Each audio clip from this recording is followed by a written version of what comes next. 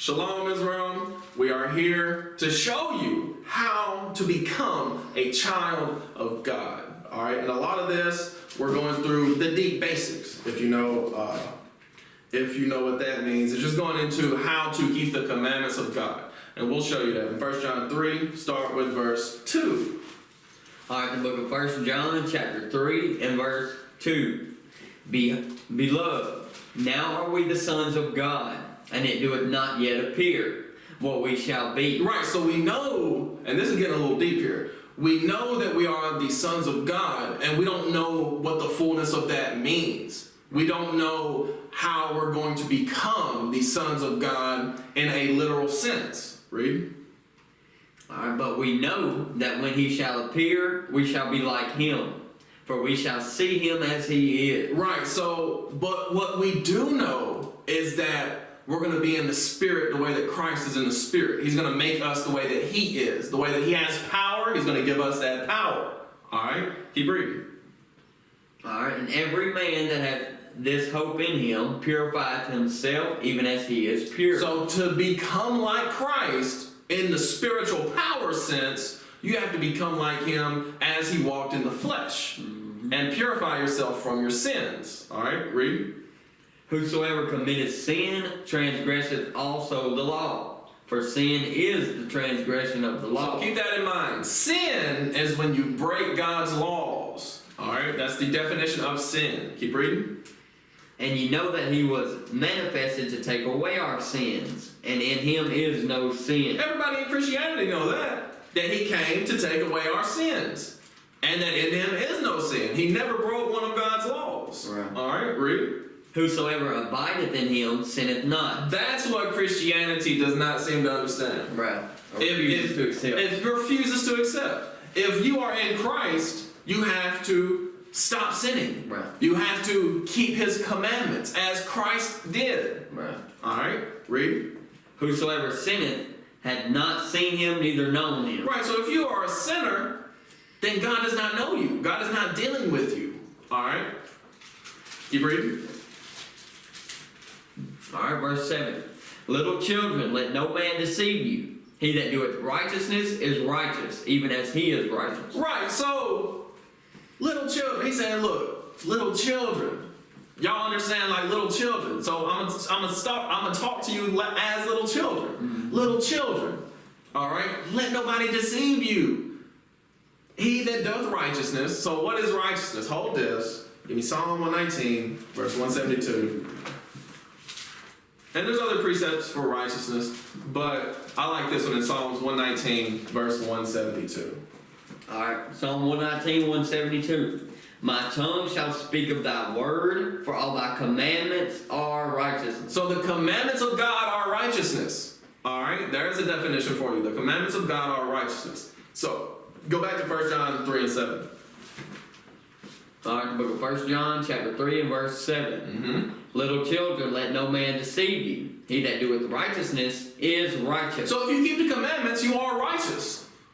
All right? Don't let anybody trick you into saying, oh, you ain't got to keep the commandments to be righteous. Oh, you ain't got to do this. You ain't got to do that. If you keep... John's saying, look, there's already doctrines out here talking about you ain't got to keep the commandments. Right. Keeping the commandments makes you righteous. That's what he just said right here. Mm-hmm. All right, read. Even as he is righteous. The same way that Christ is righteous because he kept the commandments. Right. All right? It's not that hard. He said, don't let anybody trick you into thinking it's something different. Right. All right? Keep reading. He that committeth sin is of the devil. He said right there, read that again. He that committeth sin is of the devil. So if you break God's laws, that's not God. That's the devil. Right. All right? Read. For the devil sinneth from the beginning. That was always his characteristic. That he killed his brother. Yep. He was always a sinner. He was always hateful. He was always wicked. There you go. Read. For this purpose the Son of God was manifested, that he might destroy the works of the devil. That's why the Son of God came. So that he can eliminate all the sin by giving us an example of how to live without sin. All right, read. Whosoever is born of God doeth not commit sin. So if you say you are born of God, then you can't be sinning anymore. Read. For his seed remaineth in him, and he cannot sin because he is born of God. If you are truly a son of God, a daughter of God, then you can't sin. Because God is in you. The devil is no longer in you. Right. That's why we say repentance is a process. It doesn't come overnight. You're not dipped in the water and now you're good forever. That's not how that works. Right. Saved from something, but nobody can tell you from what. Right. And they say saved from sin, meanwhile they eating a pork chop. Right. Or commit adultery. Commit adultery. Don't make no sense. I'm saved from sin, but I can cross dress and I can fornicate and do this and that. Sabbath. I can break whatever law I want to. That's not of God. That's the devil. Right. Alright. Keep reading. Alright. In this the children of God are manifest, and the children of the devil. You see that right there? So that's how you know who's the children of God and the children of the devil. Christ himself said, you know by their fruits. Right. Judge every tree by the fruits thereof. There you go. You know whether or not the tree is corrupt by the fruit that it brings. Right. John is saying the same thing, he's just explaining it. Right. Look, here's the children of God, here's the children of the devil. The ones who commit sin, that's the devil. The ones who keep the commandments, that's of God. Right. Point blank period. Finish that verse. Alright, whosoever doeth not righteousness is not of God, neither he that loveth not his brother. You see that right there? So if you don't keep the commandments and you hate your brother, then you're not of God. Right. Alright? From there, because we're actually going to get into how do we become a child of God. Specifically, give me 2 Corinthians 6, starting with verse 14. Alright.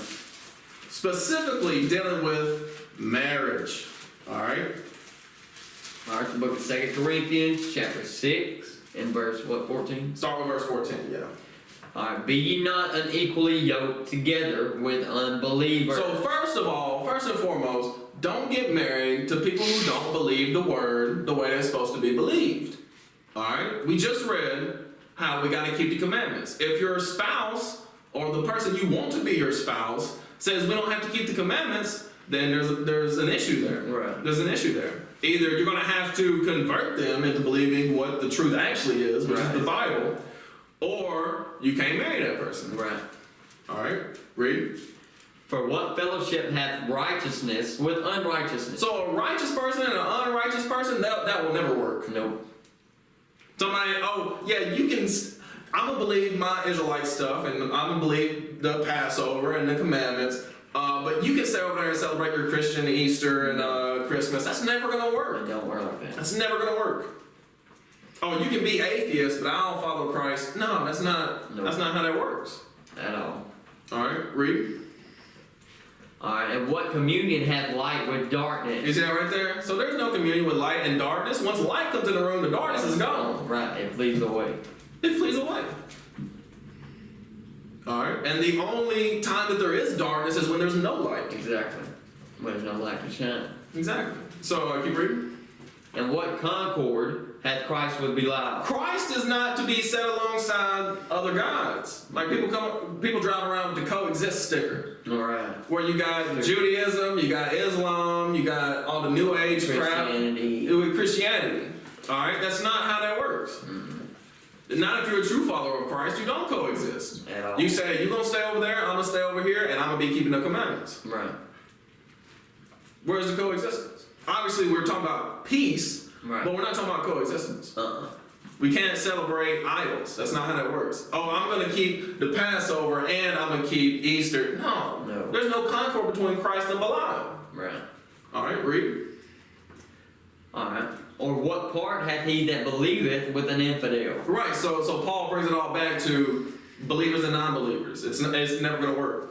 It's never going to work. Read.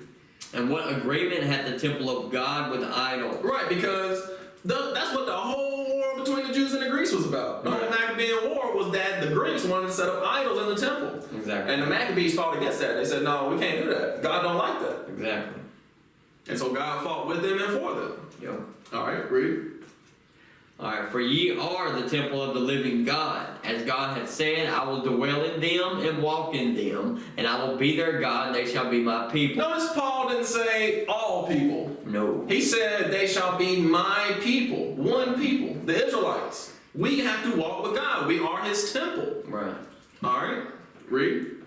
Wherefore, Come out from among them, and be ye separate, saith the Lord, and touch not the unclean thing, and I will receive you. You see it right there? So he said, come out from among them and be ye separate. Yep. Finish that verse out. It's 18. Alright, and will be a father unto you, and ye shall be my sons and daughters, saith the Lord You Almighty. see that right there? So we're going to go back to where that all came from. God saying to separate ourselves. Where's Paul drawing that from? Give me Leviticus 20 and start with verse 22.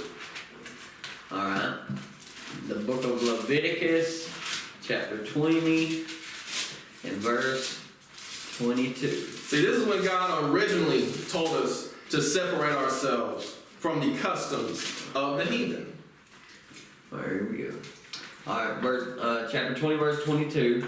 Ye shall therefore keep all my statutes and all my judgments and do them, that the land whither I bring you to dwell therein spew you not out. And see, that's how the Holy Land works. Alright? Keep reading. And ye shall not walk in the manners of the nation, which I cast out before you. For they committed all these things, and therefore I abhor them. That's what happened with the Canaanites. That's why we had to take the land from the Canaanites, because that's God's holy land, and people can't be wicked within that land. Right. That's why God told the people during the days of Jeremiah, he said, look, y'all gonna have to go into captivity for 70 years just so the land can feel good again. Right. Just so the land can have rest from all the wickedness y'all been doing. It was like a jubilee. Mm-hmm. It was like a jubilee for the land. Exactly. Absolutely. Absolutely. So keep reading on that. Alright. But I have said unto you, ye shall inherit their land, and I will give it unto you to possess it, a land that floweth with milk and honey. I am the Lord your God, which have separated you from other people. You see that right there? So God said he separated us from other people. That's what holiness means. Right. That's what a holy people is. A people that is separate from the rest. That's it. Alright, read.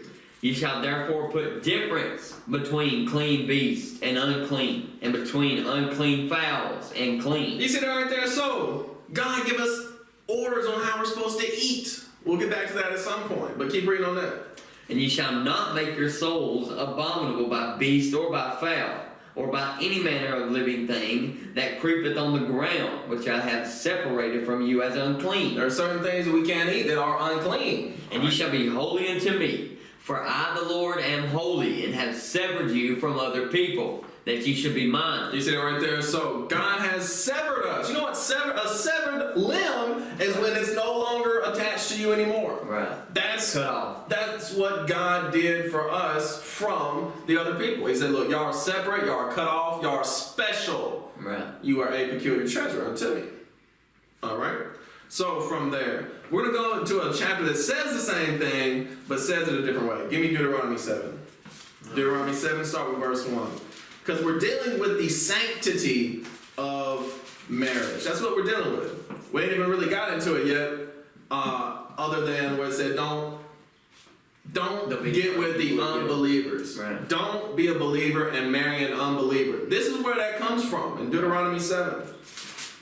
Let's start with verse 1. Start with verse 1. The book of Deuteronomy, chapter 7, and verse 1. When the Lord thy God shall bring thee into the land whither thou goest to possess it, and hath cast out many nations before thee, the Hittites and the Girgashites, the Amorites, the Canaanites, the Perizzites, and the Hivites, and the Jebusites, 7 nations greater and mightier than thou. So these are all Canaanite nations. These are all African nations that God said, look, I'm going to take you into the land, and you're going to get them out of the land because they've been wicked. All right, read. And when the Lord thy God shall deliver them before thee, thou shalt smite them and utterly destroy them. Thou shalt make no covenant with them, nor shew mercy unto them. Right, so that's what was just reading in Leviticus, where they had been wicked for so many years that the land has to spew them out. God said, look, I'm going to use my people to do that, to get them out of the land. All right, and that happened during the days of Joshua. All right, but read. Neither shalt thou make marriages with them. Oh, neither shalt thou make marriages with them, with the other nations. Same thing Paul said about don't marry the unbelievers. Exactly. The temple of God with idols. Mm-hmm. Read. Thy daughter thou shalt not give unto his son, nor his daughter shalt thou take unto thy You son. see it right there? So don't marry your kids to them. Don't marry them yourself. Read. For they will turn away thy son from following You me. see it right there? So they will. It's an inevitability. Right. If you marry these other nations, they will turn your heart away from God. All right, read. That they may serve other gods. So will the anger of the Lord be kindled against you and destroy thee suddenly. Right, so that would be a trap unto us. Right. That would be a snare unto us. That we fell right in. Exactly. Read.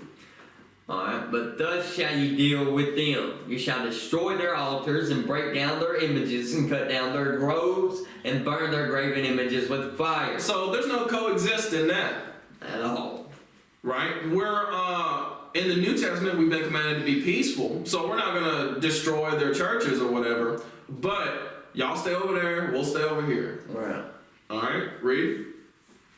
For thou art an holy people unto the Lord thy God. The Lord thy God hath chosen thee to be a special people unto himself above all people that are upon the face of the earth. Right, that's the Israelites. That's the 12 tribes, the so-called blacks, Latinos, and American Indians here in the West. That's our role, that's our office. To be placed above the other nations, so that we can rule the world in righteousness. Right.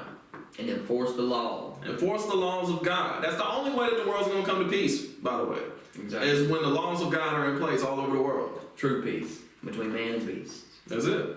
Between man and God. Right. Alright, keep reading. The Lord did not set his love upon you, nor choose you, because you were more in number than any people, for you were the fewest of all people. Right, so a lot of people in the truth, in the quote-unquote truth, the BHIs, Black Hebrew Israelites, a lot of them got that black pride spirit on them. Yeah, for sure. Where they think it's something inherent and innate about black people specifically. Melanated. Melanated people that made God choose them. There ain't nothing special about you. Right. There ain't nothing special. The only thing that makes us special is the fact that God chose us. Right. That's it. We're not inherently better than other people. Alright, we were the fewest of all people when God chose us. Alright, read. But because the Lord loved you, and because he would keep the oath which he had sworn unto your fathers, hath the Lord brought you out with a mighty hand, and redeemed you out of the house of bondage, from the hand of Pharaoh king of Egypt. Right, so it's because the Lord loved our forefathers, Abraham, Isaac, and Jacob. Right. Jacob's name was changed to Israel. He had 12 sons, which became the 12 tribes. There was nothing special about the people that were slaves in Egypt. Mm-hmm. There was nothing special about them. What was special is who we come from. Right. And the oath made between the Lord and Abraham, Isaac. Exactly, the oath that the Lord made with our forefathers. That's what it makes us special. Right. We ain't inherently better. No. You know what I'm saying? That doesn't necessarily make us faster or stronger or anything like that. Right. Alright? Or smarter or whatever the case may be. God is what makes us all those things. Exactly. Even though, yeah, there's nothing to be proud about. at all. Only to serve the Lord. Be humble to serve the Lord. Right, and be joyful in keeping the law, and that he chose you to be able to keep the laws and inherit the world and all things in an abundance thereof. And it's not pride, it is taking joy in it. You know That's what I'm right. saying? That's right. It's not pride, it's honor. Right. There's a difference there. Right. Honor is with humility. Right. Pride is with arrogance and hatred. Right, exactly. Alright. So from there. Keep reading. Verse 9 and 10. Alright. Know therefore that the Lord thy God, he is God, the faithful God, which keepeth covenant and mercy with them that love him, and keep his commandments to 1,000 generations. You see that right there? So God will bless those who keep his commandments unto 1,000 generations. That's your Abraham, Isaac, and Jacob. Right. The ones who kept the commandments of the Lord. He's willing to keep covenant with those men who served him. That's why he loves us. Right. That's why he chose the 12 tribes. Right. If you read in the history, the 12 tribes have been the most wicked of any people on the planet. Yeah. And that's why we got judged first and worse, and you know. Yeah, but the reason why God is dealing with us like that is because of our forefathers. Right. That's the reason he cut us off like Sodom and Gomorrah. Right, exactly. So, keep reading. Alright, and repayeth them that hate him to their face, to destroy them. He will not be slack to him that hateth him. He will repay him to his face. Right, so that's the God that we serve. He loves those who love him and keep his covenant, but he hates those who hate him, and he will judge them and destroy them suddenly. All right, read verse 11. Thou shalt therefore keep the commandments and the statutes and the judgments which I command thee this day to do them. There you go. So, some people may say, that's just talking about the Canaanites. You can marry anybody else, any other race. That's just talking about the Canaanites. Give me 1 Kings 11. 1 Kings 11, start with verse 1. See, this is why you got to know the history. Because anybody can, if you don't know the scriptures, anybody can trick you into believing whatever kind of doctrine they want to believe, they want to practice. Right. But once you know the scriptures, you'll be able to be like, nah, that ain't it. What about this right here? Right. You said 11? 1 Kings 11, start with verse 1. Alright. 1 Kings 11 and 1. But King Solomon loved many strange women, together with the daughter of Pharaoh, women of the Moabites, Ammonites, Edomites, Sidonians, and Hittites. Right, so the Sidonians and the Hittites, that's the same type of Africans that the Lord wants to expel out of the land. Right. But you also had the daughter of Pharaoh, the Egyptian, that's a different type of African. And you had the Moabites, that's your Chinese, Ammonites, your Japanese, Edomites, your so-called white women. Yeah, called right. Right, so you have all these different nations that Solomon married. Let's see what the Lord said about that, verse 2. Alright, of the nations concerning which the Lord said unto the children of Israel, ye shall not go in to them, neither shall they come in unto you, for surely they will turn away your heart after their gods. So the Lord lets you know right here that what he said in Deuteronomy 7, even though it was specific to the Canaanites, it's a general statement about the other nations' women. They will turn your heart away from following God. It's inevitable. If you get with them, that's what they'll do. Right. All right, read. Alright, and Solomon clave unto these in love. Solomon didn't care. He was a lustful man. He had everything in the world. He wanted all the women. Right, and he was acting on his emotions instead of controlling those emotions. There you go. So keep reading. And he had 700 wives, princesses, and 300 concubines. You see that right there? So 700 wives are, that's like official. You had a marriage feast and everything. With the concubines, that's your side pieces. Right. That's what a concubine is. A concubine is a side piece. That's the ones you claim, but you don't feel that they should be honored enough to be married to you. Yeah, exactly. And once you had a concubine, she couldn't marry nobody else. Right. She could only ever graduate, you know what I'm saying? She could only ever graduate to being a wife.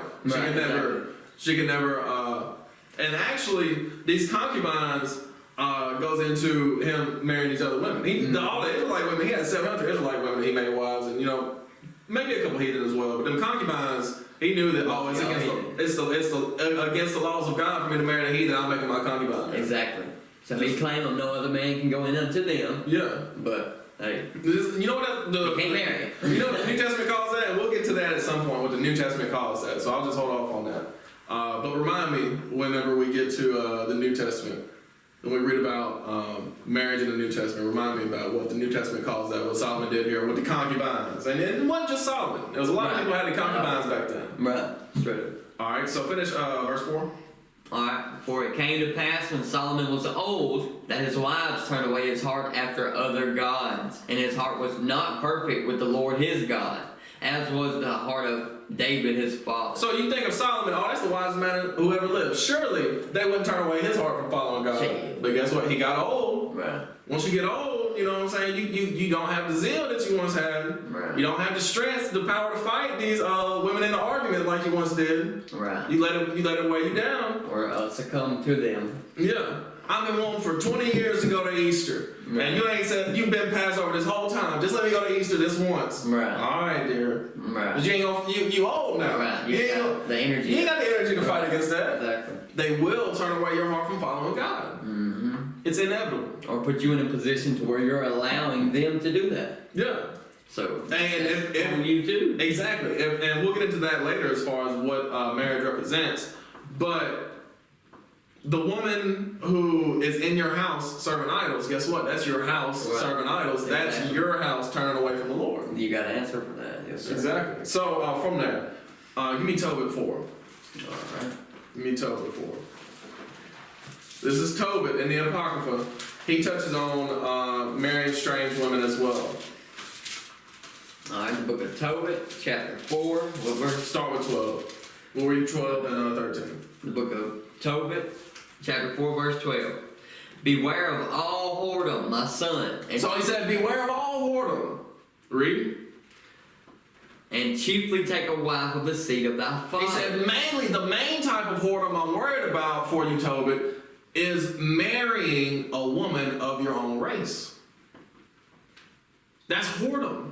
Whenever you decide to go outside your people to marry somebody. Read. And take not a strange woman to wife. Take not a stranger to wife. Read. Which is not of thy father's tribe. You see that right there? So he goes on, because you may say, well, the 12 tribes, we got to stay within our each individual tribe. Let's listen to the tribe that he's talking about here. Read.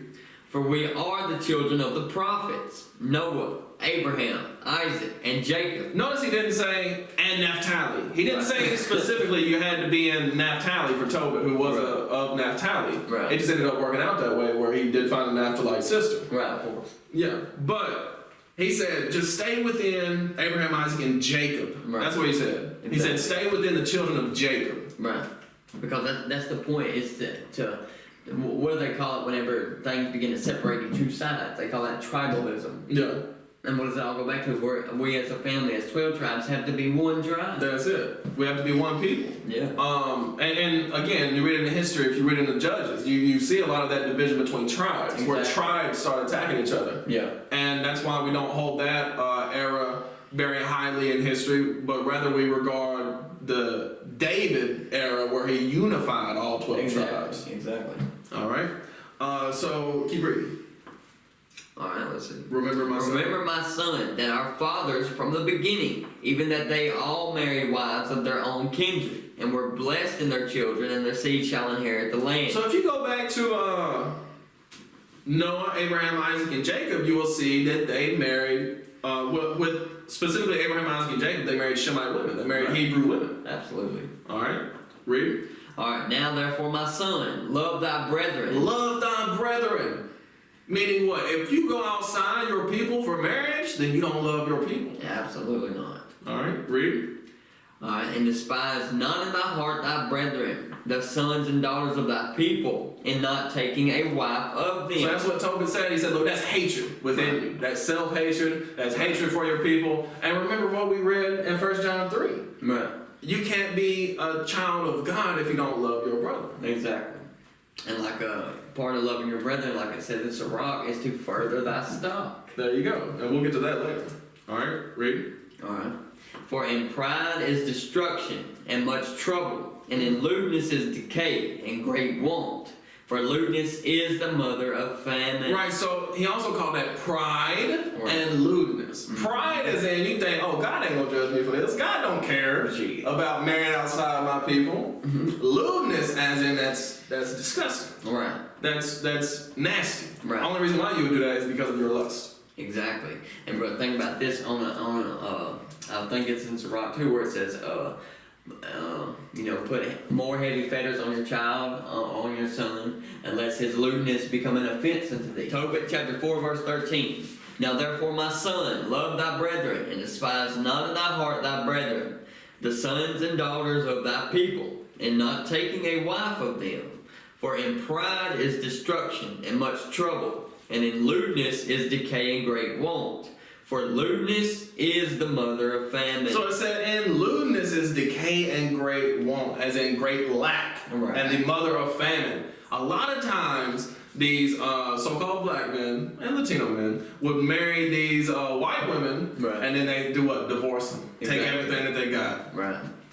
And vice versa, how Killers of the Flower Moon was showing that. Yeah. With Edom marrying the sisters of Yeah. Israel. There And you then go. taking all their stuff. Taking everything. That's what happened with Pocahontas. I don't know about Killer of the Flower Moon specifically, but I know Pocahontas was essentially a race trader. Right. She joined the British so that Yeah. the British could have an upper hand on the Gadites that was over in Virginia. Right, and like she was their spy. From there, let me get 1 Corinthians 11 and start with verse 1. Because it's more than just marrying a wife of your own race. It's about the order of the house. Right. It's about the order of the family. Give me 1 Corinthians 11, start with verse 1 on that. Alright, the book of 1 Corinthians chapter 11 and verse 1. Alright, be ye followers of me, even as I also am of Christ. Now I praise you, brethren, that you remember me in all things, and keep the ordinances as I delivered them to you. Keep the ordinances. Keep the order. The same way that I delivered them to you. Verse 3. But I would have you know that the head of every man is Christ, and the head of the woman is the man, and the head of Christ is God. So that's the order. The order is God, the Most High at the top, then Christ, then man, then woman. Right. All right, and then the woman being the leader of the children. Right. All The right. authority over The authority over the children.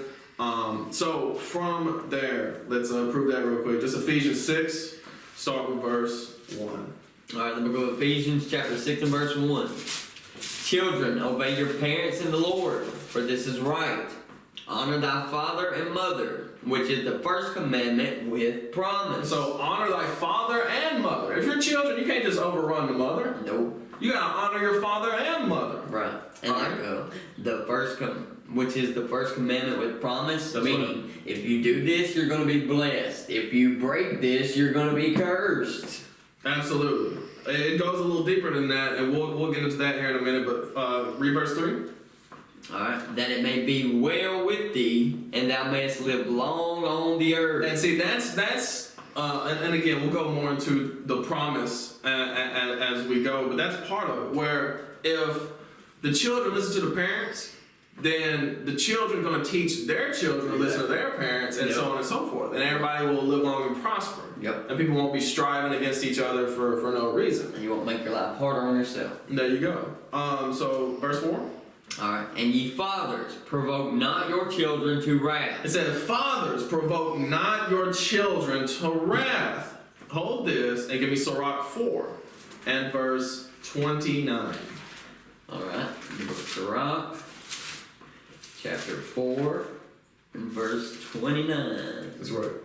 Alright, be not hasty in thy tongue, and in thy deeds slack and remiss. You see it right there? Because some parents will tell their kids one thing and then go do another. Yep. You see what I'm saying? So they will tell their kids, hey, you gotta have a good work ethic, do all these chores. Meanwhile, they sit back and recline in the recliner drinking beer. Right, lazy. Right. So don't just say a bunch of things, but be slack in the actions. Right. Alright, read. Be not as a lion in thy house. Be not as a lion in the house. So don't just intentionally piss your children off for no reason. Just go through there and abusing them, verbally abusing them, I was gonna say, like a clowning them. Like a just messing up your whole house, like a lion in a house. Yeah, verbally abusive to your wife, verbally abusive to your children. Right. Read. Be not as a lion in thy house, nor frantic among thy servants. Right, don't treat your servants, if you have those servants, a lot of us don't, but like say you had people that's like gardeners, or you had your, some people are rich enough to have like butlers and PAs and things like that. Don't be a jerk to them. Right. I'm trying to find a kind word there to use instead of a cuss word. Like frantic, like you're just doing stuff on a whim. Like, and you always own them. Yeah, and everybody's on eggshells and stuff like Vince was for WWE, but sidebar. So go back to Ephesians 6 and 4. That's what it's talking about when it says don't provoke your children to wrath. Don't make them hate you. Right. And like be a hypocrite. Yeah. Because they're going to get to an age where they're saying, yeah, you've been telling me all this, but look what you do. And so how am I supposed to do it when you can't even? Yeah, exactly. There's a meme that's like, I learned it from watching you, Dad. Right. Like that was from like a TV show or something back in the day. Mm-hmm. But verse 4 again. Alright.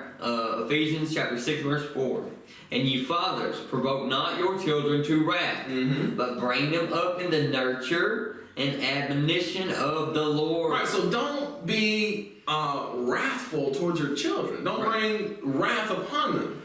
Bring them up in nurture and in admonition. Admonition means reprimand or a lecture / warning. Right, correction. So yeah, bring them up in the nurture and admonition of the Lord. Right. All right.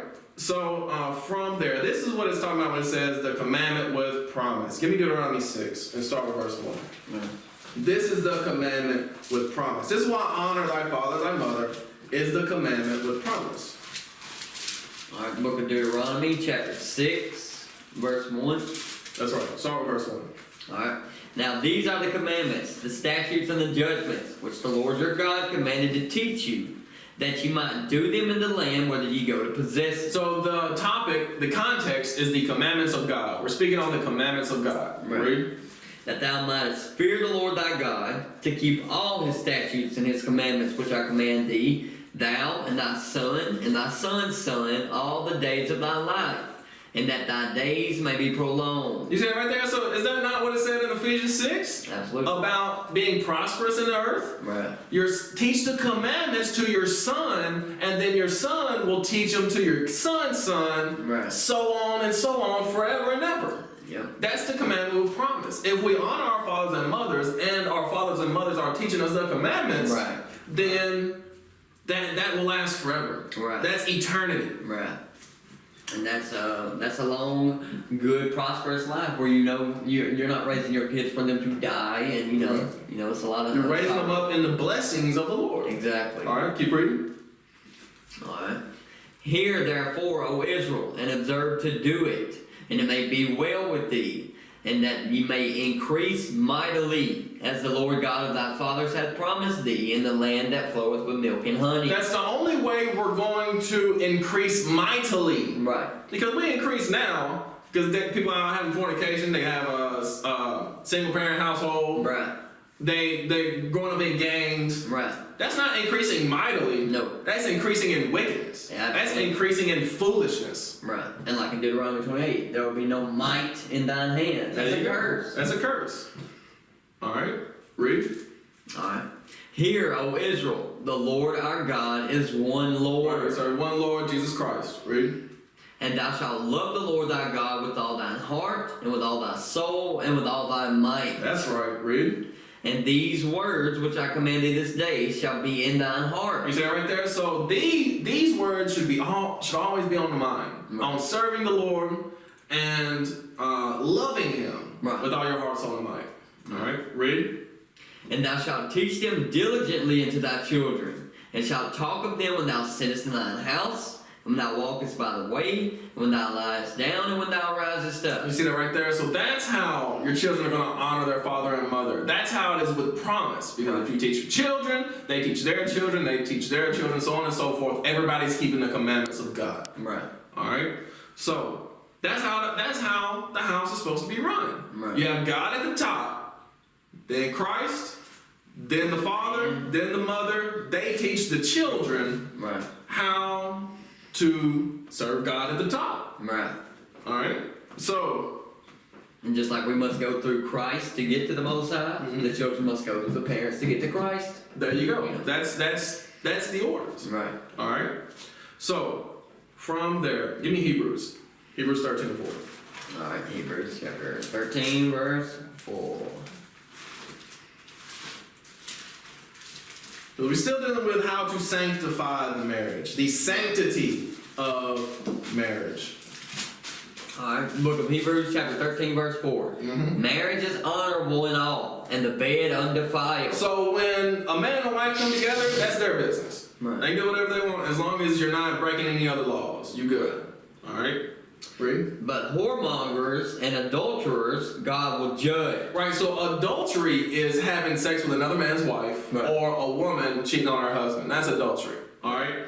Whoremongers is when a man wants multiple women. Right.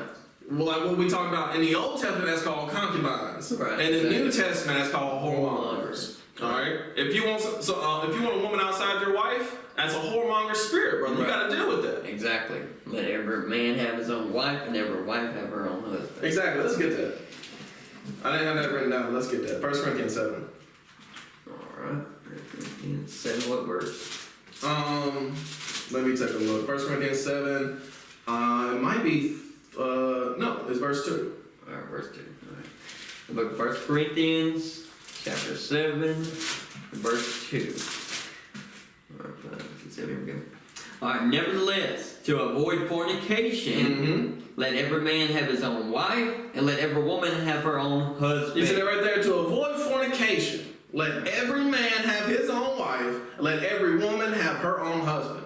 Now, let's speak to both of these, right? Because obviously we are two different men, right? But if we were married to the same woman, we don't have our own wife. Exactly. You see what I'm saying? That's foolishness. Everybody, even the VHIs will tell you that's foolishness. Right, exactly. For two men to have the same wife, that's foolishness. Right. We don't have our own wife. Right. But then you look at it from the flip side. Right.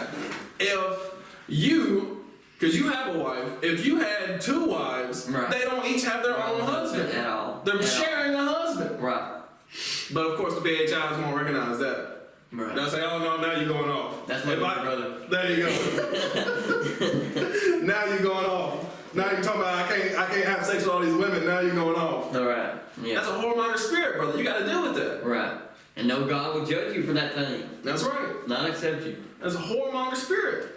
What was that in Hebrews 13:4? God will judge. That's what I'm saying. God will judge that whoremonger spirit. He will accept that. If nothing else, for discipline's sake. Exactly. The same reason why we don't make the Nazarite vow. Exactly. For discipline's sake. From what Christ told us. Look, hey, whatever goes on in the kingdom, that's for the kingdom. Exactly. We're talking about right now. Right. And it's enough to just keep these laws, man. That's it. And God made Adam Eve. He didn't make them Eves. Right, at all. He made a help mate like unto himself. That's right. Not many mates In for his fact, pleasure. give me that in Matthew 19. Alright. That's a good segue to Matthew 19. Starting with verse 4. We'll get right to the point of Matthew 19, rather. Alright, book of Matthew, chapter 19 and verse 4. And he answered and said unto them, have you not read that he which made them at the beginning made them male and female? He didn't say male and females. No. No. Male and He female. didn't say males and female. No. No. Male and female. Right. One with one. One with one, yeah. Alright? To become one. That's it. Read. And said, for this cause shall a man leave father and mother, and shall cleave to his wife. It didn't say cleave to his wives. No. It said cleave to his wife. Singular. Right. Alright, read. And they twain shall be one flesh. And see, that's a hard thing to do. Get two people to become one person? That's rough. But yeah. But not like you said, but repentance is a process. There you go. But also, and think about it literally, they twain shall be one flesh. How do you conceive a child? You literally have to become one flesh. And it's a beautiful thing. Yeah, exactly. And we know that that's how God made things to be. Right. Notice he didn't say man will cleave to his husband. He didn't say that. At all. He didn't say wife will cleave to her wife. That's all. They cannot become one flesh. cannot become one flesh. They doing things that are inconvenient. Exactly. And harmful. Harmful looks. Yeah, put all sorts of spirits on you. Absolutely. We went into that with Romans 1 before. Right. Nor did it say they thrice shall be one flesh. No. Just they They twain. two. The two shall become one. That's what it's about. Right. That's what it's about. Alright? Keep reading on that. Alright. Wherefore they are no more twain but one flesh. There are no more two, but one. Right. That's how we're supposed to come together on one accord. Now, obviously, they got those separate bodies. It's not talking about you did a Dragon Ball Z fusion. That's not Right. what. Or like two dogs stuck. You know what I mean? Yeah. It ain't like that. It's one accord. They Right. come together in one mind, in Right. one spirit. Everything you do is for a singular mission. That's it. And goal. That's it. All right, keep reading. Alright, let's see. What therefore God hath joined together, let not man put asunder. He said, don't get divorced. Right.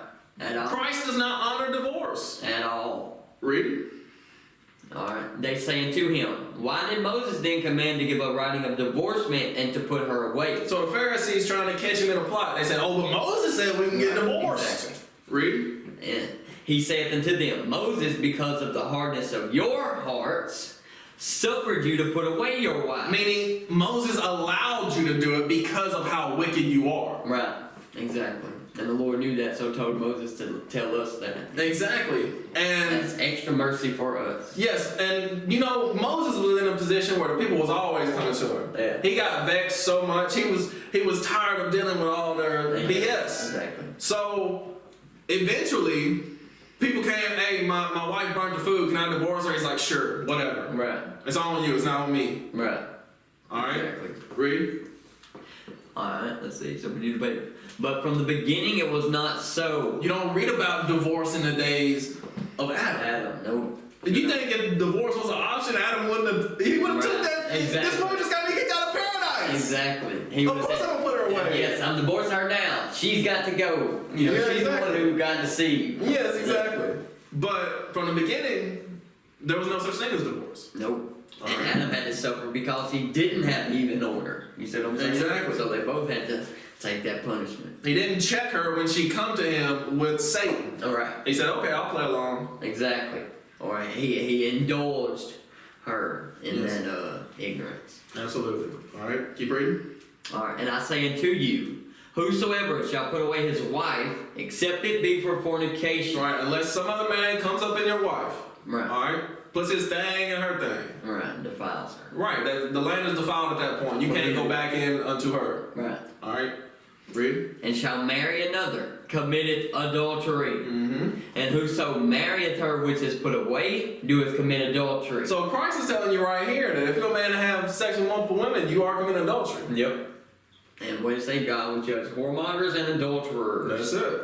That's it. Alright? So from there, we see how marriage is viewed as a very important thing to Christ. Right. Very special thing in the eyes of God. Absolutely. Alright? So from there, give me Sirach 26, and we'll start with verse 14. Because people act like, oh, my husband, this and that. Or they'll say, my wife is this and that. But how did y'all end up where y'all are now? Right. If your wife is evil, or if your husband is evil, Right. how what does that say about you? Exactly. How did you get with this evil person in the first place? Right. So Sirach 26, start with verse 14. Alright, the book of Sirach 26 and verse 14. Mm-hmm. Alright. A silent and loving woman is a gift of the Lord, and there is nothing so much worth as a mind well instructed. You see that right there? So God said a silent and loving woman is a gift. He Exactly. didn't say a loud and hateful woman. Nope.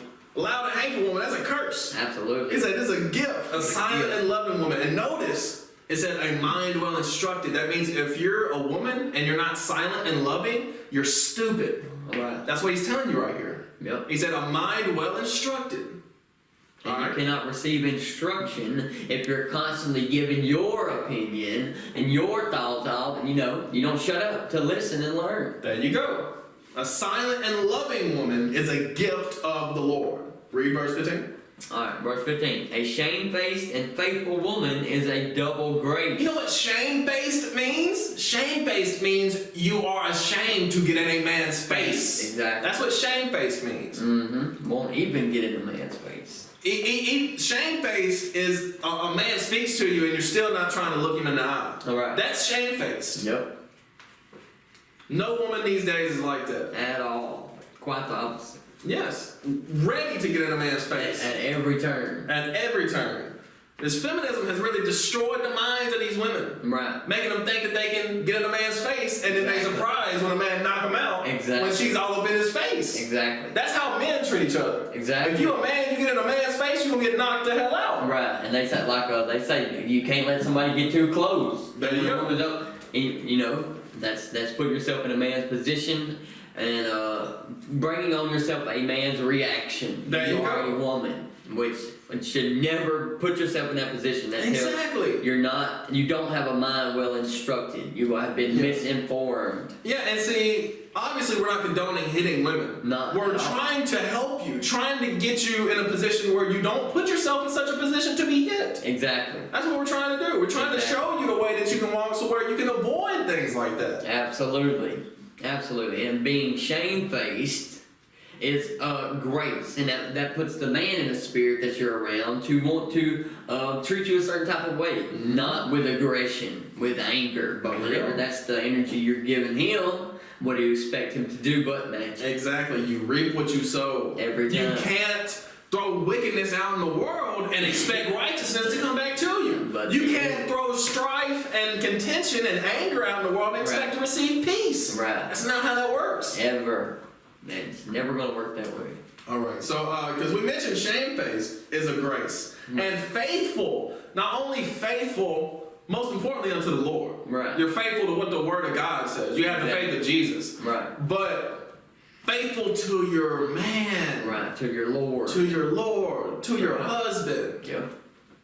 That's the faith. That's a double grace. Right. Shamefaced and faithful. That's a double grace. Double grace. Both wonderful things. Right. All right. Keep reading. And her contented mind or contented mind cannot be valued. Right. Continent or contented just means you're able to control yourself. Right. That's what continent means. Because incontinency is when people, cannot control their bladder and things like that. We use that in a medical sense. But continent is also in a spiritual sense. Absolutely. And it's being in control. And to be shamefaced and faithful is that you are in control at all times. That's right. And see, a lot of women don't understand. They want to take control the way that men do. That's not how it's going to work. Nope. You have to take control of your femininity. Exactly. That's the only way that you're ever going to be prosperous. Exactly. If you try to take control of your life as a man, you're going to be 40 and having no kids, and now you're depressed. Right. Or be 60, living out alone, and taking after aggression on your cat. Yeah. Just become a crazy cat lady. Right. All right. So keep reading. All right. Oh, read that part again. And her continent. And her continent mind cannot be valued. You see it right there? It's without price. Right. It is above all riches. Exactly. More valuable. More valuable than rubies. Yep. Exactly. All right. Keep reading. All right. As the sun when it ariseth in the high heaven, so is the beauty of a good wife in the ordering of her house. You see that right there? Getting her house in order. Absolutely. Because generally speaking, the man will be out working, right, and the woman will be at the house. She's got to be getting them kids in order. Absolutely. She's got to be getting the house in order. Right. Waiting on the husband to come home. She's going to give him this and that when he walks through the door. Right. I'm not talking about mouth. I'm talking about food. Right. Maybe something to drink. Right. Maybe a nice seat on the couch or a recliner. Right. I come home to a clean house. There's no better feeling in the world than for a man to get off work and come home to a clean house, a meal prepared, the children bathed in bed, whatever the case may be. Like, that's ordering her house, making sure everything is done, clean, put up, put away, and at a place where they can relax, so to speak. That's it. That's it. All right, so keep reading on that. All right, let's see. Now, verse 17. As the clear light is upon the holy candlestick, so is the beauty of the face in right age. You see that right there? So righteous women age gracefully, age beautifully. Right. Whereas a wicked woman who always got a scowl on her face, she gonna grow into that scowl. She gonna turn into the wicked witch of the west. Right. Be looking like a critter. Yes, absolutely. So keep reading. As the golden pillars are upon the sockets of silver, so are the fair feet with a constant heart. Right. So he's comparing the candlestick in verse 17 and the structure of the tabernacle to a righteous woman who orders her house. All right, and with it says, hold this in Sirach, because we're coming back to Sirach. We're going to pick up with 19 when we get back, Sirach 26 and 19. But let's go to Proverbs 31. Because Proverbs 31, because I'm gonna go into detail on this, where it says, fair feet with a constant heart. Right. Fair feet, what do you use your feet for? To go places. Right. Constant heart, what's that talking about? Your mind is constantly going. Yep. Alright, so give me Proverbs 31, start with verse 10. Alright, book of Proverbs 31 and verse 10. Who can find a virtuous woman? For her price is far above rubies. Far above rubies. That's what Sirach was just talking about, where it said it has no value. Right. Or it's above value. Above value, yes. Yeah, it cannot be valued. Cannot be valued. Yeah, read it. Alright, the heart of her husband doeth safely trust in her, so that he shall have no need of spoil. Right, so he doesn't have to take things to have things at the house. Right. His woman's going to provide for those things that he needs at the house. Right. He's going to go out and provide for the things out in the world as far as monetary and things like that, but then she's going to use that money that he brings in to get the things that they need. Right. That's called a team right there. That's it, right there. Like the man goes out and puts the labor in to bring it back, and the woman take care of the details. There you go. There you go. Keep reading on that. All right. She will do him good and not evil all the days of her life. Right. Only doing good things by your husband. Read. All right. She seeketh wool and flax and worketh willingly with her hands. He said right there, so she's looking for the right materials to make the things that she knows that her family needs. Absolutely. All right, read. All right. She is like the merchant ships. She bringeth her food from afar. Right, so a Proverbs 31 woman is going to look for the right deals on everything, and it may be all the way across town. Right. But she's going to get the things that she knows her family needs for the best value. Right. Exactly. That's why I said merchant ships. And it's not always the cheapest thing, No. but it's the thing that costs the lowest for the best product. Right. She knows how to find those deals. Exactly. And in a convenient manner as well. There you go. You gotta factor that in as well. Exactly. Alright, she riseth also while it is yet night, and giveth meat to her household. Up early in the morning to cook breakfast. Right. To get her family going. Yep. All right, read. And a portion to her And maidens. she helps out those sisters as with her as well. Right. All right, read. She considereth a field, and buyeth it with the fruit of her hands. She planteth a vineyard. So she has her own ventures going on as well. She's not staying in idle. Right. She ain't sitting in the house watching TV all day. Right, straight up, or on her phone. On her phone all day. That's not a Proverbs 31 woman. Not at all. You talking about a Proverbs 31 woman, you posting on Facebook, but yet you always on Facebook. That's not a Proverbs 31 woman. Right, straight up. You always posting TikToks. That's not a Proverbs 31 woman. Nope. Alright, always on Instagram. Right. That ain't no Proverbs 31 woman. At all. Alright, read.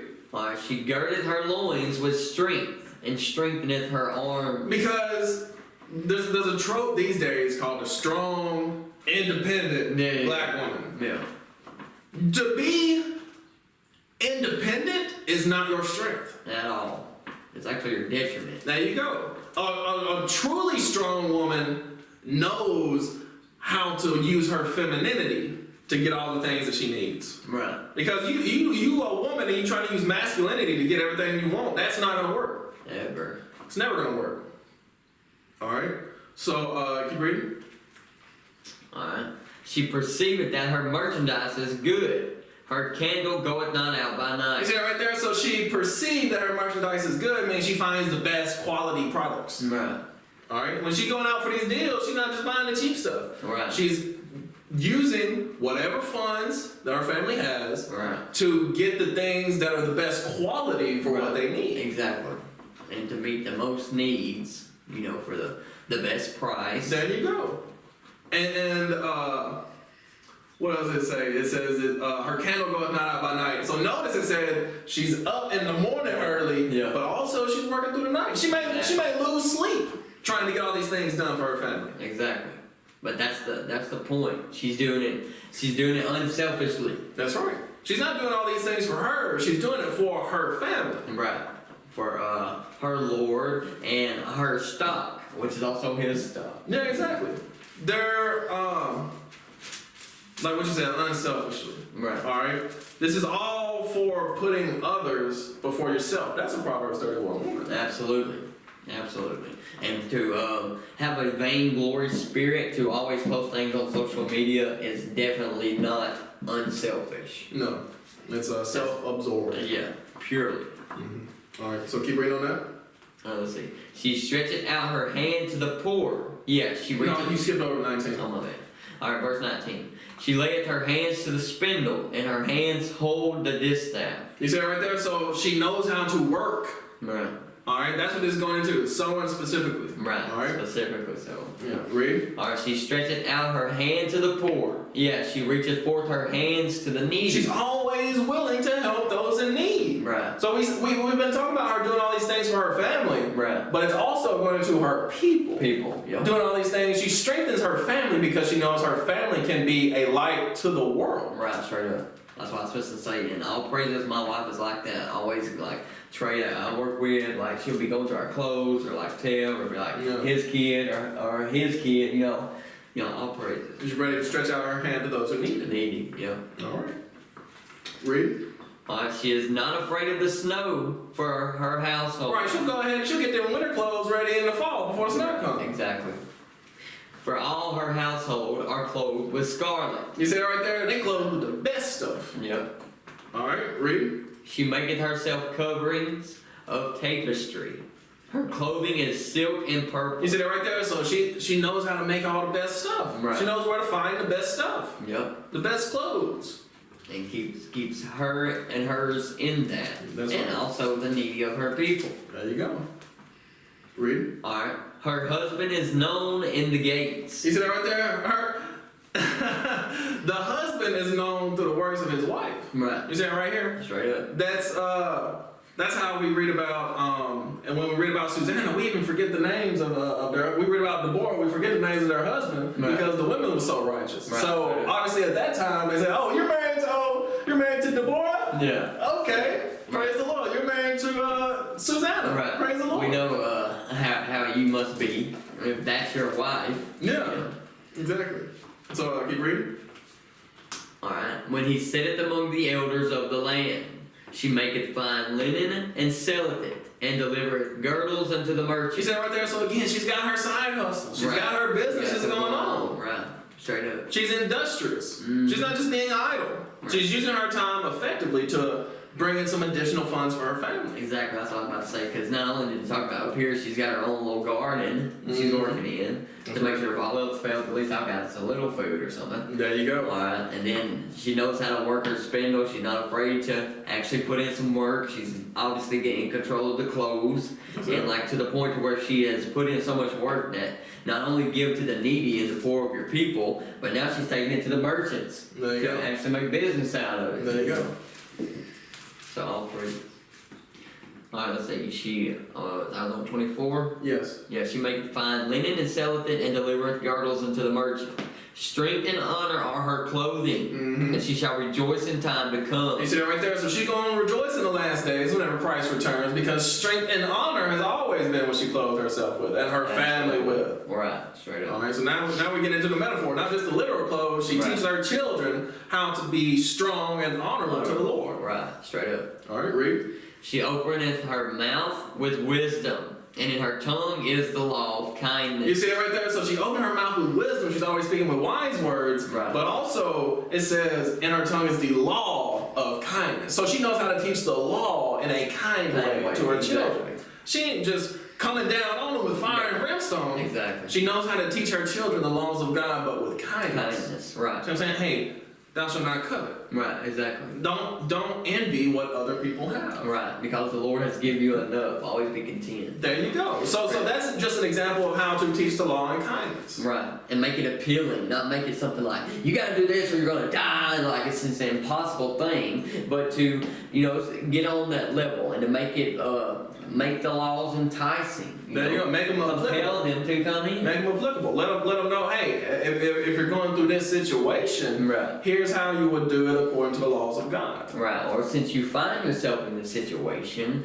then chances are it's because of this and this commandment you are breaking. Try, to not do that anymore. See if your situation don't improve. Yeah, exactly. So she knows how to teach the law in kindness. Right. All right, read. She looketh well to the ways of her household, and eateth not the bread of idleness. You see that right there? She's not just set up in the house all day. Right, exactly. On the phone, Right. on the TV. Right, She's doing things to where she is not idle, keeping Right. herself busy. right.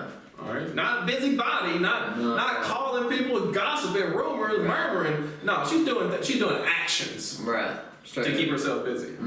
Away from a trick box. There you go. Read. Alright, her children ariseth up and call her blessed. Her husband also, and he praiseth her. You see that right there? So that's the way that you're gonna find blessings and praise from your family. Women wonder, why don't my husband do this for me? Why don't he do that for Exactly. me? Why are my kids acting like this? It's Right. because of your own actions. Straight up. How have you showed yourself to be a virtuous woman? Right. And what do you do that's worthy of praise from your husband or your children? There you go. Alright, verse 29. Mm-hmm. Alright, many daughters have done virtuously, but thou excellest them all. See, that would be the type of thing that a husband would say to a righteous woman. Right, straight up. All right. Alright. Favor is deceitful, and beauty is vain. But a woman that feareth the Lord, she shall be You praised. see that right there? So these women who base everything on their looks, Yep. they gonna be nothing by the time they're 30. They're gonna be single with 5 kids, Right. and just gonna be the rest of their life lonely. Right. Because think about it, in the world today, how does any woman whatsoever get any kind of praise? Either by her name, and that's how she receives favor because of her last name, or her beauty. She's a bad, She's a baddie. Right, exactly. So she's plucked up by the actors, by the athletes, by, the politicians, whatever the case may be. But the Lord's telling you right here, a woman that feareth the Lord, that's who's going to get not vain praise. That's it. That's it. She shall be honored among Right. all generations. There you go. All right, read. Give her of the fruit of her hands, and let her own works praise her in the gates. Right. So it goes back to you reap what you sow. Right. Your every time. own works. Yep. Your own works will show what kind of person you are. Whether you are that Proverbs 31 woman. And let me tell you, few and far between. Right, exactly. 1 in a million. Right. So go back to Sirach. Double grace. There you go. Sirach 26. Pick up with verse 19. Yeah. Alright, my son, keep the flower of thine age sound, and give not thy strength to strangers. So here we are back on it again. Right. Don't give your strength to the other nations. Yeah. The children being your strength. Right. All right, read. When thou hast gotten a fruitful possession through all the field, sow it with thine own seed, trusting in the goodness of thy stock. You see it right there? So marry an Israelite. Trust in the goodness that God has blessed us with, the Right. 12 tribes. All right, read. So thy race which thou leavest shall be magnified, having the confidence of their good descent. They're not going to be confused about whether they're Chinese or Israelite. They're not going to be confused of whether they're white or Israelite. They're not going to be confused about whether they are African or Israelite. Right. They're going to know. Right. They're an Israelite that was raised up in the truth, that was raised up with the laws of God, with the commandments. They're not going to be confused about what God they serve, about who they are. Right. And about the blessings or curses that come along with serving or choosing not to serve. Right. There's no escaping that. All right, so keep reading. Alright.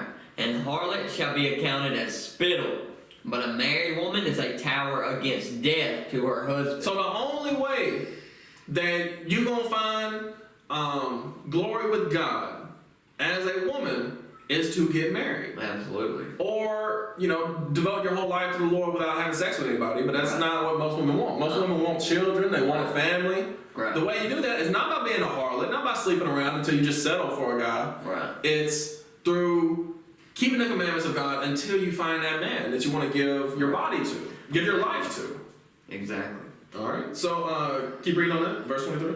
Alright, verse 23. A wicked woman is given as a portion to a wicked man, but a godly woman is given to him that feareth the Lord. You see that right there? So if you are a woman talking about, oh, my husband this and that, my husband is wicked, then what are you? Right. You ain't righteous Right. if your husband's wicked, because God pairs up the two together, Right. the wicked with the wicked, Right. and the righteous with the righteous. Straight up. So if you're a husband, if you're a man, and you talk about my wife ain't this, she ain't that, then what are you, brother? What'd you do? Right. Why did you marry a wicked woman? Right. Because you wicked. Right. Alright? So, from there.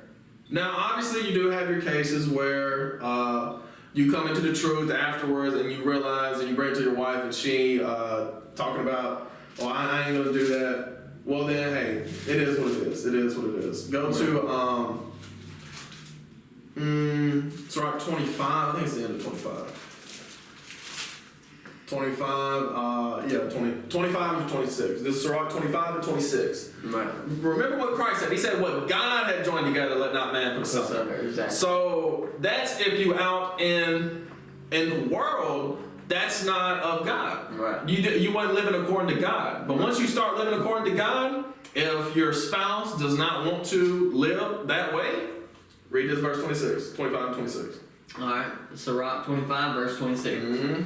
If she go not as thou wouldest have her, cut her off from thy flesh, and give her a bill of divorce, and let her go. You see that right there. So if you come into the truth and your spouse does not want to come into the truth, does not want to keep the commandments of God, A brother or sister is not under bondage in such cases. As you read, if the unbelieving depart, let them depart. You read about that in 1 Corinthians 7. All right, so, but I'm not going to sit here and tell you, they initially said no, that I brought it to them, they said no, I'm going to divorce them right now. No. I can't sit here and tell you that. No. Only God knows what kind of mercy you're willing to grant that person. Right. What kind of mercy are you willing to grant? Are you going to grant them the rest of your life? Where you trying to get them right the rest of your life? Or are you going to grant them, a year? Only God knows. Timetable on it. Yeah, you gotta discern that for yourself. Right. All right. But no, the Lord puts a wicked woman with a wicked man and a righteous man with a righteous woman, and the potential to be that. Let's say y'all get together and y'all don't know about the truth, y'all find the truth. Then if the potential in you is to be righteous, then chances are there is potential in your spouse as well. Yeah. It can also just be, I was wicked then, so God paired me with a wicked woman. Exactly. But I'll be righteous. And she's still going to be wicked. That's possible. All right, that's possible. So again, you got to discern that for yourself. You got to work out your own salvation when it comes to that. There's no scripture that says, okay, give them 3 years for them to get right. Like, there's no scripture to say that. So just understand, if the unbelieving depart, let them depart. If they don't want to serve God, they want to leave, hey, Right. that's on you. That's not on the married person at that point. Right. All right. From there, though, let me get 1 Peter 3, start with verse 1.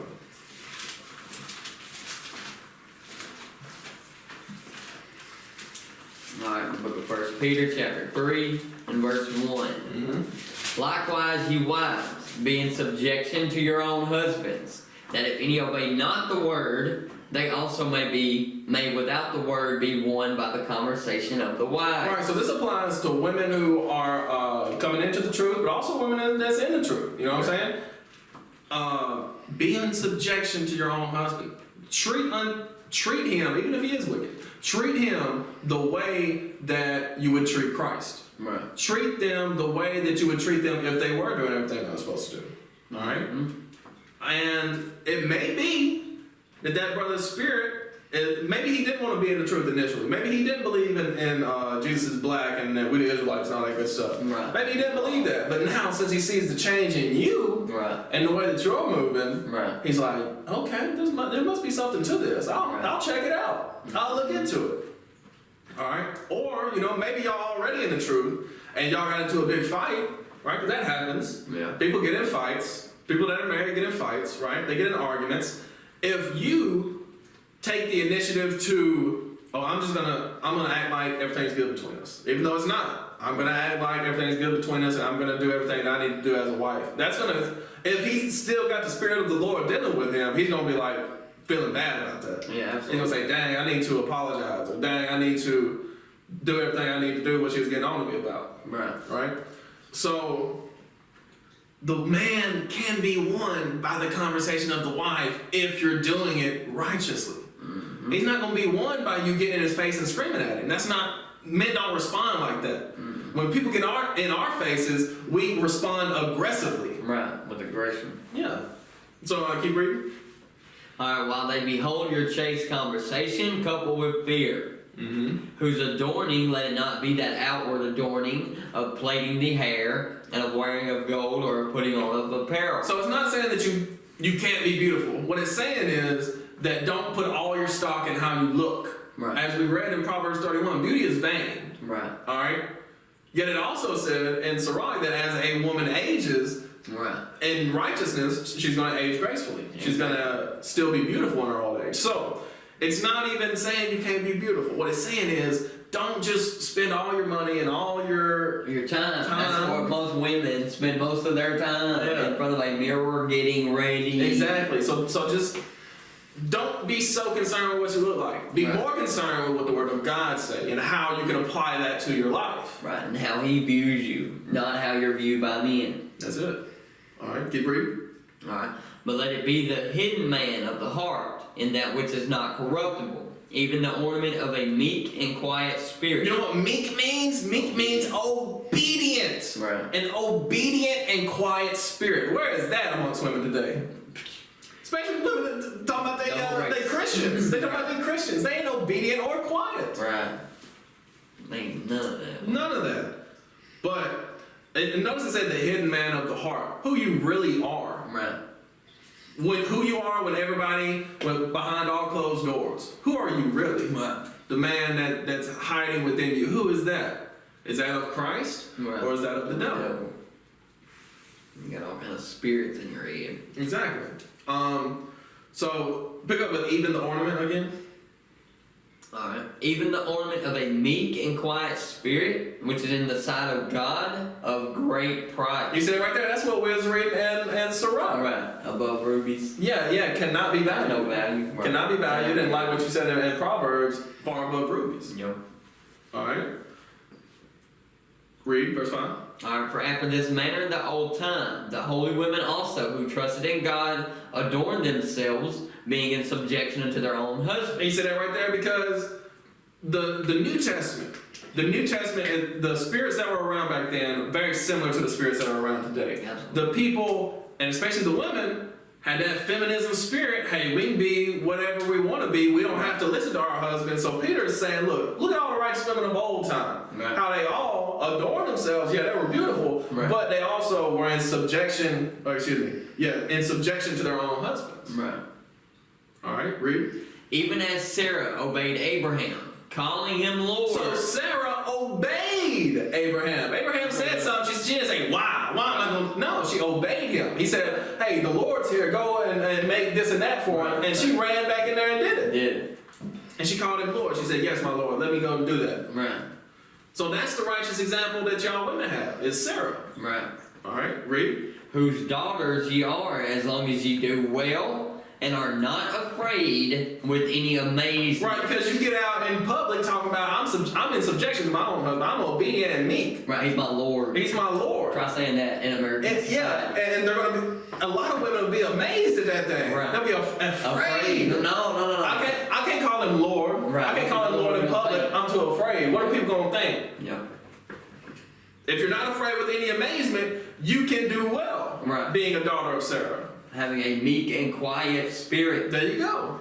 Alright. So yeah, do that out in public. Call your husband Lord out in public. If you're not afraid with any amazement. Right, exactly. Alright, read. Likewise, ye husbands, dwell with them according to knowledge. You see right there? Now on the flip side, the man, you gotta do according to the scriptures. Right. You gotta do according to what the law says. Yep. Alright, read. Giving honor to the wife as unto the weaker vessel. You gotta give honor to your wife. You can't just be berating her Right. and expect her to do everything that you want her to do. Meanwhile, you're not showing any kind of praise or honor for her. Right. And lording over her. Right, being a lion in the house. We already read about that. That's not the way you're supposed to behave. Nope. All right. Never. Read. And as being heirs together of the grace of So life. that's what you gotta look at it like.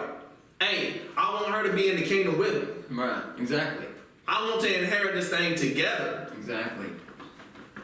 Or like either way, you're gonna have to answer for her. Yeah. So you better try your best to get both of y'all right and get the kingdom. There you go. And not get judged. There you go. You should be thinking, I want both of us to be the children of God. I want both of us to inherit eternal life. I want to spend the rest of eternity with my wife. That's how you should be thinking. I was telling him the other night. It's like immortality together. There you go. Being heirs together Right. of the grace of life. Mm-hmm. Read. Finally. No. You didn't finish verse 7. Right. That your prayers be not hindered. You see it right there? So if you and your wife are not on one accord, God's not listening to your prayers. Right. Exactly. Because you got two different things going on in your heads instead of the same thing. Y'all supposed to come together as one flesh. Y'all supposed to be on one accord. Yeah, God's not honoring a marriage that's not on one accord. Right. Straight up. All right, read. Finally, be ye all of one mind, having compassion one of another, love as brethren, be pitiful, be You courteous. see that right there? So be one mind. Right. He said, be as one mind.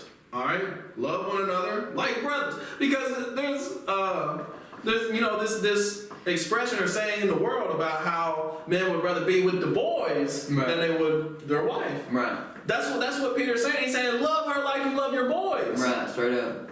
Or like Tobit said, I take not my sister in lust. Yeah. Because spiritually you are brother and sister. And like you gotta be forbearing. Yeah, we're both the child of God. Right. So we both have to treat each other that way. Right. We both have to love each other that way. Right. Alright? Read. Alright. Not rendering evil for evil. Right, so they did a bad thing to me, I'm gonna do a bad thing to them. I'm gonna get them back. I'm gonna get them back. That's it. That's evil for evil. Yep. Read. Or railing for railing. Oh, he yelled at me, so I'm gonna yell at him. Exactly. You get loud, so they get loud. Yeah, she's in my face yelling at me, so I'm gonna get in her face yelling at her. Yep. That's railing for railing. That's not what you're supposed to do. That only escalates things. Every time. Dude, that's how that's how the problems in the marriage start, and it leads to divorce. It's because he cheated on me, I'm gonna go cheat on him. There you go. He's yelling at me, then this one yell like mom and dad just do it all the time. Yeah. One of them start getting loud, the other get louder and louder and louder. Yeah. Railing for railing. Right. Read. But contrariwise, blessing, knowing that ye are thereunto called, that ye should inherit a blessing. Right, so y'all should be blessing each other and escalate on the blessings instead of escalating on the evil. Exactly. You should be de-escalating on that, Right. but escalate on the blessings. Exactly. Like, hey, I bless you, have a good day. Right. You know, I want you to have a good week. Right. You have a good month. Right. You know what I'm saying? Escalate on the blessings. Exactly. Alright. Read. Alright, for he that will love life and see good days, let him refrain his tongue from evil and his lips that they speak no guile. So guile in this case is deceit, is lies. Don't lie Right. to your wife or husband. Right. Alright? Don't lie to your spouse. Alright? And keep your lips from saying anything evil. Right. Exactly. Straight up. Alright? And like not just deceiving them, but also like clowning them. And like, that's a You're something I'm roasting trying them. to get in control of myself. So. Alright, so we'll close it out with Ephesians 5. Give me Ephesians 5. Alright. Starting with verse, Ephesians 5 and verse 22. Yeah, we'll start there. We'll read on down to the chapter right here. Alright, Ephesians I'm in chapter 5, verse 22. Wives, submit yourselves unto your own husbands as unto the Lord. So that's another reason to call him Lord, because he represents the Lord in the house. Exactly. He said, submit yourselves unto your husband as unto the Christ. Lord, right. Yeah, as unto the Lord.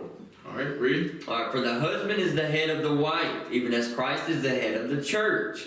For he is the Savior of the body. You see that right there? So, Christ is the head of the church the same way that the husband is the head of the wife. We read about this in 1 Corinthians 11. Right. And Christ will deal with the Lord of the house, the man. He's not going to the woman unless she's married to a wicked man, and then it's a lot of mess. But that's what it's saying right there. For the husband is the head of the wife, even as Christ is the head of the church, and he is the Savior of the body. So that's why you're supposed to reverence your husband and treat him like your Lord, because he's trying to save you and your children. That's right. Notice in the Samaritan woman, again, this is why you gotta read the history. The Samaritan woman in John 4.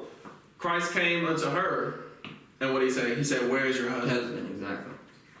Because that's who he's dealing with. He's not just Right. gonna deal with the woman outside of her husband. Nope. He's gonna make sure, if he's dealing with a woman, he's gonna make sure that she is with the right man that she needs to be with. Right. If he's dealing with a man, he's gonna make sure that man is with the right woman that he needs to be with. Right, what it say? Forever a wicked woman is given to a wicked man. That's right. And a righteous woman to a righteous man. That's right.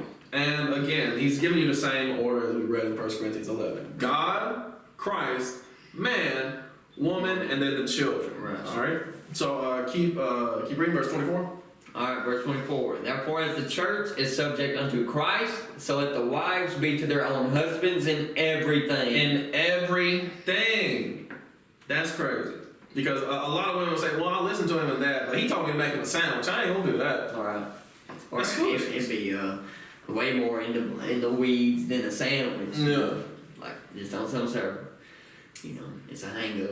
Yeah, exactly. So some women, or most women I would say, okay, I'll listen to him when he said that, but I don't like how he said that, I ain't gonna listen to him now. Or like, here's one thing that I tell my wife and equate, just like Christ told us exactly how he wants us to serve him. Mm-hmm. Don't assume how I want you to serve me. I will tell you exactly what. Because, they should be assuming you want this and assuming you want it done that way. When I told you this is how I wanted you to do it. Right, and it may be a situation where you said how you want it done, and then she'll be like, well, I know it's better this way. I'll do it this way. Exactly. Or assume in her mind, he means it. No, I told you. And I mean for you to do exactly how I told you. Don't go assuming, and that's following after your own thoughts. That is so metaphorical for us and the scripts and Christ. Like I've lived it out so many times. All right, so verse 24 again. All right, verse 24. Therefore, as the church is subject unto Christ, so let the wives be to their own husbands in everything. In everything. All right, read. Husbands, love your wives, even as Christ also loved the church and gave himself for it. So be willing to give your life for your wife. Exactly. The same way that Christ give himself for the church. Right. Give up his life for his people. And part of that is providing for your household. Or the Lord looked at you like an infidel, somebody who don't believe. That's right. Because you wouldn't. A true man is not going to put his wife and children in a position to where they have to wonder where their provisions are coming from, their protection is coming from. Right. All right, keep reading. All right, that he might sanctify and cleanse it with the washing of water by the word. And see, that's what a man should be trying to do with his wife. Trying to cleanse her with the word. Right, straight up. All right, read. Alright, that he might present it to himself a glorious church, not having spot or wrinkle or any such thing, but that it should be holy and without blemish. And see, that's how Christ wants to present us. That's how we should want to present our wives. Exactly. As perfect individuals. Right. With no flaws or problems. Right, straight up. So that is a hard thing. First of all, to do that for yourself, right. But then to do that for another person as well. Absolutely. And not just a woman room. Yeah, a woman. All right. Sirach says. Like what Peter just said, the weaker vessel. Exactly. Doing that for the weaker vessel. See, that's how Christ looks at us. Right. We're the weaker vessel. That's straight up. So that's how we look at our wives. Not as in like hateful, no, but as in like understanding and compassion. Hey, I know you're going through these things. I know it's tougher for you than it may be for me. Right. But this is what we got to do. Exactly, straight up. All right. That's the only way the Lord's going to accept you. There you go. All right, read. Alright, so ought men to love their wives as their own bodies. He that loveth his wife loveth himself. You see that right there? So if you beating up on your wife, then what are you accomplishing? Right. That's like beating up yourself. Right. I mean, you pretty much are. Yeah, why are you hitting yourself? Right. All right, read. For no man ever hated his own flesh, but nourisheth and cherisheth it, even as the Lord the church. Right, so the Lord fed us with bread and fish. Right. He fed us everything that we needed. Right.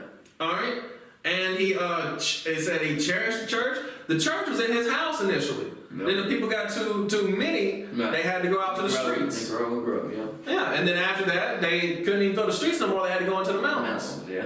So, but notice that the Lord provided housing. Right. He said, "Come stay in the house with me." Right. That's what he said to Philip and Nathaniel, mm-hmm. and his first disciples. All right, and Andrew, of course, Andrew and Peter and them. But the point is that the Lord, he fed the church. Right. He housed the church. Clothed the church. Yeah, all that. All right, read. All right.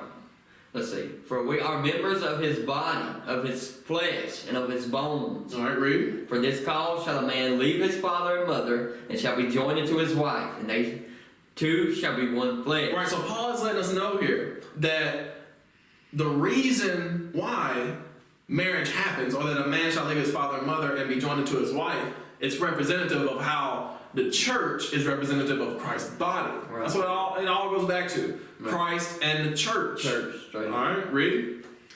Alright, this is a great mystery, but I speak concerning Christ and the church. You see it right there? So he said, look, marriage represents Christ and the church. Right. Alright, so the same way that Christ is righteous, and we are to follow his example, right. It's the same way a husband's got to be in the house. You have to be righteous for your wife to follow that example. And again, we know that leads to teaching the children the commandments, and then that goes so on and so forth forever and ever. Right. Alright, finish out verse 33. Alright, nevertheless, let every one of you in particular so love his wife even as himself, and the wife see that she reverence her husband. You see that right there? So he just reiterated everything. Alright. The wife got to show respect into her husband. How she do that? Through the meek and quiet spirit. Right. All right, and the husband, who is the Lord of the house, has to love his wife as himself. Be willing to die for her. Be willing to take care of her the way that he takes care of himself. Right. That he might sanctify and cleanse it with the washing of water by the word. That's right. And with that, we say shalom. Shalom. Let the Lord be magnified. Let God be magnified.